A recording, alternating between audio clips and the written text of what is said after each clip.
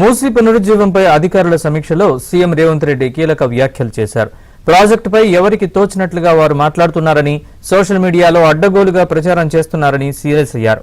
ప్రజల్లో అపోహలు కల్పిస్తున్నారని, అసలు డిపిఆర్ డిజైన్ కూడా చూడకుండా దుష్ప్రచారం చేయడం ఏంటని అన్నారు.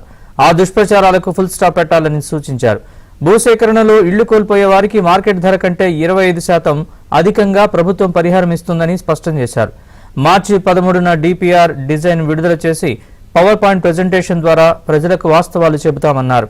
మరోవైపు మున్సిపల్ పట్టణాభివృద్ధి శాఖలపై సమీక్ష చేసిన CM Revanth Reddy core urban రీజియన్లో 3 కార్పొరేషన్లకు ఒకే చట్టం తేవాలని నిర్ణయం తీసుకున్నారు. పూర్తి వివరాలని మా ప్రతినిధి నర్సింగ్ అడిగి తెలుసుకుందాం. ఈ రోజు సచివాలయంలో ముఖ్యమంత్రి రేవంత్ రెడ్డి మున్సిపల్ పట్టణాభివృద్ధి శాఖ అధికారులతో ఆ శాఖలపై సమీక్షా సమావేశాన్ని నిర్వహించారు. దాదాపుగా 4 గంటల పాటు సుదీర్ఘంగా ఆయా శాఖల అధికారులతో సమీక్ష చేశారు. సో ఈ సమీక్ష సందర్భంగా ముఖ్యమంత్రి రేవంత్ రెడ్డి ఈ మూసీ పునరుజ్జీవ ప్రాజెక్టు, గాంధీ సరోవర్ ప్రాజెక్టుకి సంబంధించి కీలకమైనటువంటి వ్యాఖ్యలు చేశారు. ఈ మూసీ పునరుజ్జీవము, గాంధీ సరోవర్ ప్రాజెక్టు పైన ఎవరికి తోచింది వారు మాట్లాడుతూ ఉన్నారు.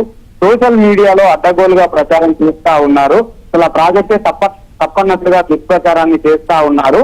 అసలు డిపిఆర్లు చూడలేదు, డిజైనర్ కూడా చూడకుండా అడ్డగోలుగా మాట్లాడుతున్నారు, తప్పుడు ప్రచారాన్ని చేస్తా ఉన్నారు సోషల్